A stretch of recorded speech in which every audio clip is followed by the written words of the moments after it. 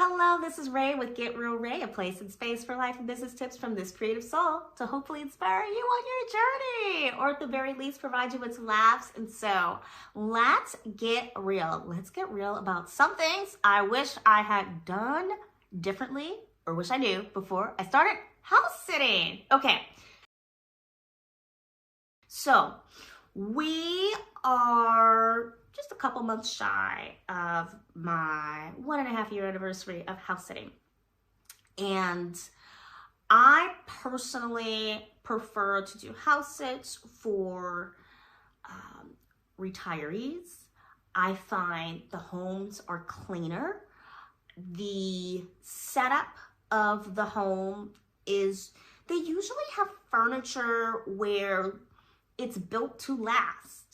They want the furniture to last. They have the income to buy more comfortable bedding, often, depending on where you're looking for your house sit as well, right? Country and all that stuff. Right now, I'm only house sitting in the United States. I'm looking to do international later. So with that being said, when it comes to homes where the owners are retired, generally the house is cleaner because there's two people, so there's a focus on someone in that relationship does not like the dirt of the other person, so they make an effort to not be having a lot of dirt. Also, when it comes to older couples, there has been a history of like raising kids, or just, previously people took a lot of pride in having a clean home. You would not want somebody coming around your house if it didn't look comfortable or feel comfortable. Making a home that was comfortable for guests was super important. So I know before the pandemic, there was the whole minimalist trend. When did that start? Was that 2015 or something like that? I don't remember when that started. But during the minimalist trend, people were like, I'm getting rid of all of my furniture. I'm going to sit on the floor. And yeah, that's great. But no one wants to come out, hang out at your house if they feel like, I'm going to sit on that hard floor and I'm not going to be able to get up. So I definitely prioritize places where it looks like I'm going to be comfortable. With that being said, so what would I have done differently? Well, when I first started house sitting, I was just like, I'll take anything. But I wasn't really prioritizing my own comfort. So if I was doing this all over again to start, I would have made sure that I not only looked at house sits that were locations that I wanted to be in, but also they were house sits where I felt confident the home would be clean and the furniture would be comfortable.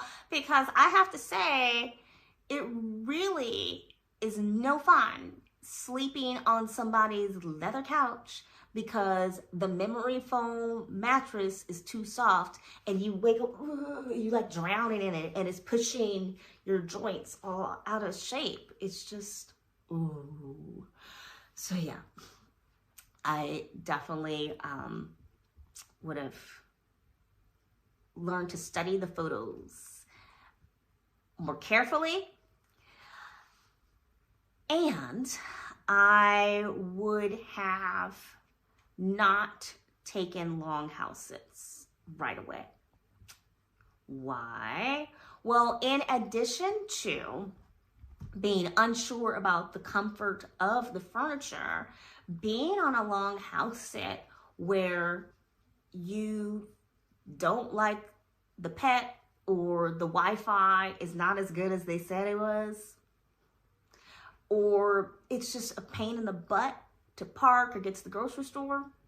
These things matter and they factor in, and they do affect your ability to be comfortable. At least for me, they do. It's like, I don't need this extra stress. So if you are 3 weeks or 2 months in a location that you hate, or you just don't like the pet pees and poops in the wrong spots and chews your stuff, that's stress. It's annoying. then it's not worth it. It's not worth it. You might be saying, but Ray, am I not saving in rent? You are saving on not paying rent. That homeowner is saving just as much, if not more often, by not paying for a pet sitter. Okay. Here's something else I wish I knew when I got started. I wish I knew that there were no cameras allowed inside the home.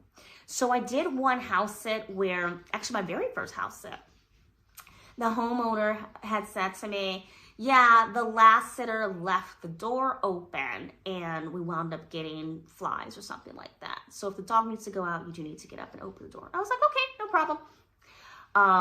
Oh, and it actually messed up their AC system. So that was the big thing. It wasn't the flies were the big thing. It was their heating cooling unit was messed up because of this. I'm like, yeah, no problem.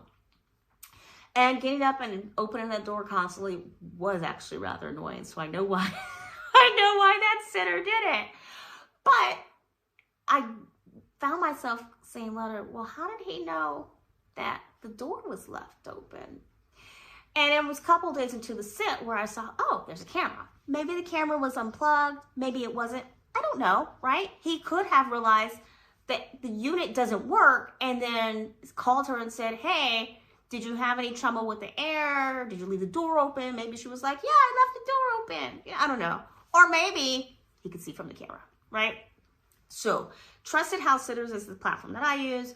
They do have in their policies, no indoor cameras. No one cares about your outdoor ring cam. And there are some homeowners who will say, yeah, I know that that sitter left my dog indoors at home for long periods. How do I know? Because my ring cam can show me when the sitter came and went. And that's something else I wish I knew in the beginning. Honestly, for me, I'm always popping out to take dogs out.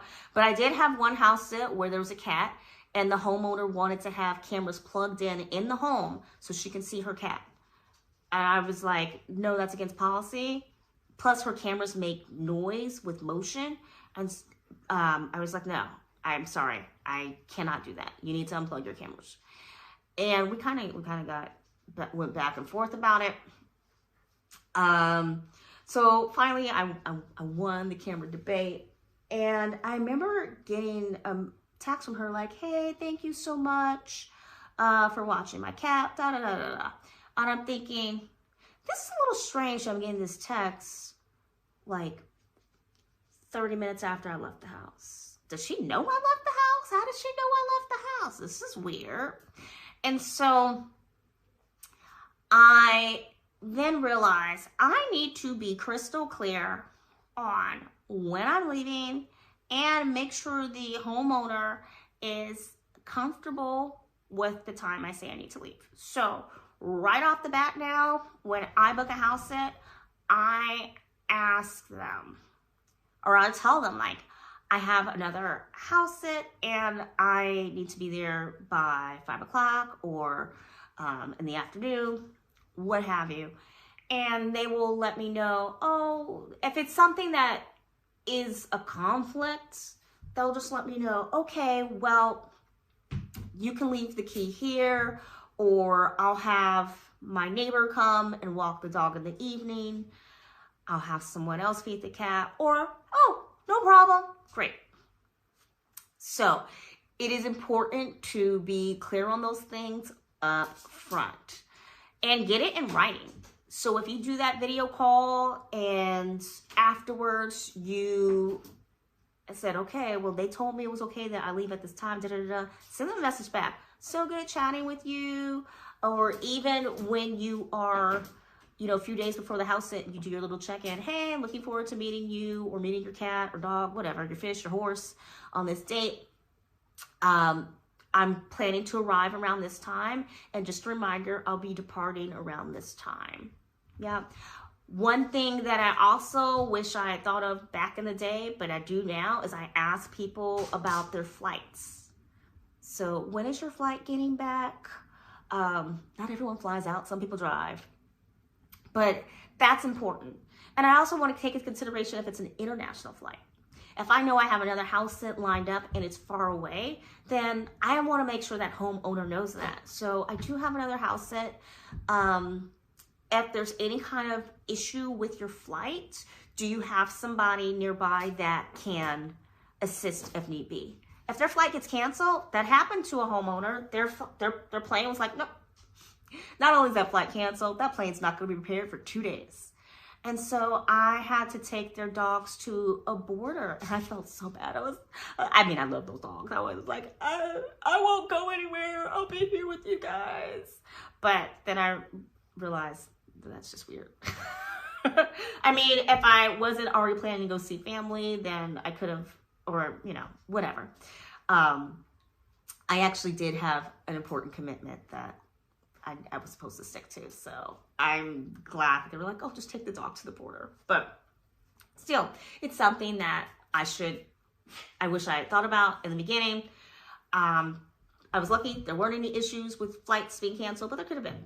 Okay, this dog is like hitting my foam roller and growling at it because it wiggled. Okay, stop. Okay, so anyway, let's do a few more of things I wish I knew. So don't be afraid to remind homeowners of that indoor camera policy, because I looked at one lady's listing, and I think I'm going to do a video where we go through that listing. And I was just shocked, appalled by these rules. So another thing, when there is not a lot of information, that's a red flag, because that's is this homeowner, was they busy when filling out this form? And so they just needed to get it listed? Do they not care? Or do they just like, I don't really care, like, when my dog gets fed or if it gets fed. Okay, maybe not the F. But they're just like, honestly, we're so flexible, it doesn't even matter. Or is it someone who does not communicate? And if you want to check out my video on communicating clearly and concisely, please do, because it is really important in the world of this house sitting thing, as well as life in general. But all that being said, if there are not a lot, if there's just not a lot of information, then that's kind of like, oh, maybe they don't really communicate well. If I have to send you multiple messages to get information out of you, that's less than ideal. And if I look at your listing and there's all kinds of crazy rules, I don't have to say yes. Now, here's the thing. When you were just starting out as a house sitter, there's the temptation to say yes because you really want a house sit and you want to get those reviews, you want to get things going.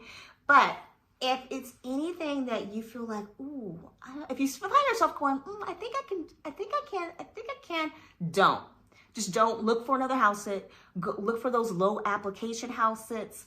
Look for house sits in hard to reach areas that are less popular. Those places have clearly less applications, and you're going to be in a far off better position if you can do a house sit where you're not bending over backwards. I no longer will take a house sit that involves on-site construction. So I now ask people, are you expecting any major repairs, right? Somebody's gonna come by and look at make sure the heating's working okay. That's not a problem. If it's winter time, I want that person to come by. Yeah, if they just gotta look at something, flip a switch, good, golden. But in terms of breaking concrete, unclogging drains and all that stuff, if it's not something that happened while I was there, if it happened before I arrived, I will no longer take a house sit where they're expecting any kind of major work like that. I am not a contractor or project manager. It takes too much of my time. I don't need to deal with all the back and forth. Been there, done that. I also now just ask people, do you run a business out of your home? Now, you should want to know if the homeowner is selling weed out of their house and you got to worry about somebody coming by. That in and of itself would be a huge problem. However, even somebody just running, um, okay, so the particular house that I'm thinking of, they had a wine business, and on more than one occasion, somebody had to come by to pick up a case of something and a few bottles of this and that. And it was disruptive to my work. I go check to make sure it's there. Okay, can you leave it out in this spot for this person, or this person's gonna come knock at the door, and then they're gonna go downstairs and get stuff. And I don't want to worry about who I'm letting into that person's home, right? You may trust them, but they may be like, oh yay, finally you're not here, now I can steal all of the gold. Like, no, it's just drama that I don't need. A few other quick things. Parking, when someone says it's on-street parking, I have just recently run a situation where it's such a popular area that I wish I had asked, okay, it's on-street parking. Is parking difficult in your area, or are there lots of regulations for street sweeping, right? Because I have to get up at 4:30 in the morning to move my car. And I'm gonna have to get up and move it again in a few more days, and then move it. I'm gonna have to move this car 3 times in 1 week, and I'm not loving that. I actually walked to the grocery store because I did not want to lose my parking spot. I won't be going to the gym this week because I don't want to lose my parking spot. So those are just a few things. And then in terms of, I'm gonna say, lastly, what else do I wish I had known? Maybe like, oh, can you tell me a little bit about your neighbors or neighborhood, right? So if it's a 55 and up community, do I have to worry that there's going to be old people who are just angry that I'm with a dog, right? And that may sound weird. Why would you discriminate against the elderly? That's not what I'm saying. I'm saying I got into it the other day with a woman who had her dog, and I was waiting for her. I stepped to the side like I was told to do because my dog doesn't like other dogs, and her dog was ugly anyway. So I stepped to the side, and I'm waiting for her to come down this walkway, and we waited a while, and finally she didn't. And I'm like trying to figure out what is going on. Finally she comes down the walkway, and she stops and stares at me for a while. And then she says, you better make sure you have a hold on that dog. And I said, ma'am, I do have a hold on this dog. I need for you to keep moving, right? And the homeowner did warn me that there was a crazy person who had it in for parking. And so if you didn't park a certain way, she would call to make sure you got a ticket. But just knowing that in this community, like, it didn't even occur to me, I knew it was a 55 and up, but it didn't even occur to me that there were going to be a lot of people who were not physically able to control their pets. And that might be a problem. So I did manage to get around this lady, but it was this unnecessary stress of this woman who was so trapped in her own fear that she could not move, and she was causing an unsafe issue for all of us because my dog just wanted to go, but she wouldn't move so we could go. So this, of course, led to adjusting schedule for when we would take our walks, and other people would sit with their dogs right near the entrance to this particular park, and we wanted to go to the park, but we couldn't because these other people would not hold on to their dogs. And so the dogs would be barking at each other, and they're just looking at me like, I don't know. It's not even like, what do you want me to do? They're looking at me like I have 10 heads or something. So I always had to adjust. Speaking of dogs, this dog just found my sock and took it. So I guess that's a wrap. Before I go, one major thing that I forgot to say is I wish I had set aside $2,000 before I started this whole house sitting thing. All right, fine, 1,000 would have been fine. But in terms of what do you do if you have a gap between house sits and you don't want to settle for a house sit that you're not going to like and it's going to stress you out, or there's all kinds of crazy animals and you're like, but you're struggling because you're like, I need a place to stay. Well, having that little money set aside for your emergency housing fund is super important. Now, if you're someone who actually has your regular home, great. So this is more towards the like full-time sitter. I'm also doing a house sit that's not from the site where they're paying for my flight. Yay! But I didn't factor in the cost of the Uber from the airport to the ferry. And then I gotta take the ferry to their house. I'm using their car, so that part is fine. But I'm also having to store my car while I'm away for those few weeks. So just little things like that. It's like, if I had made sure I had X amount of money set aside before I got on to all this, then that would have been better. But, have your little money in a high interest savings account or something where you can get it quickly if you need it, but it's still making a little money while it's on the side. Okay, with that being said, I'm gonna say goodbye. This dog is doing weird things. It's pretty funny. Until next time, peace.